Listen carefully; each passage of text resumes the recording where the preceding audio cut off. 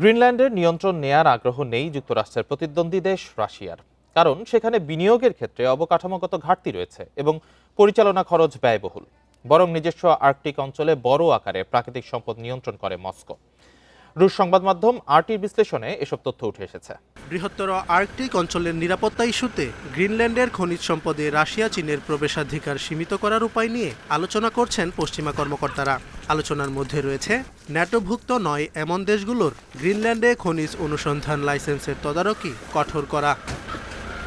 ডেনমার্কের একটি স্বায়ত্তশাসিত অঞ্চল গ্রিনল্যান্ড দস্তা, সীসা, স্বর্ণ, লোহা, আকরিক, তামা এবং হাইড্রোকার্বনের পাশাপাশি বিরল খনিজ পদার্থে সমৃদ্ধ অঞ্চলটি। কৌশলগত অবস্থান, আর্কটিকের সামরিক গুরুত্ব এবং প্রাকৃতিক সম্পদের কথা উল্লেখ করে বারবার গ্রিনল্যান্ড অধিগ্রহণে আগ্রহ প্রকাশ করেছেন মার্কিন প্রেসিডেন্ট। রাশিয়া ও চীন অঞ্চলটির নিয়ন্ত্রণ নিতে চায় বলেও দাবি ডোনাল্ড ট্রাম্পের।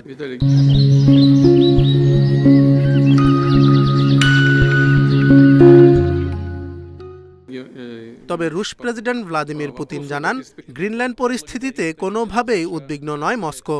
এছাড়া রুশ পররাষ্ট্রমন্ত্রী সের্গেই লাভরভ বলেন, ওয়াশিংটন ভালো করেই জানে রাশিয়া বা চীন কোনো দেশেরই এই দ্বীপ দখলের পরিকল্পনা নেই।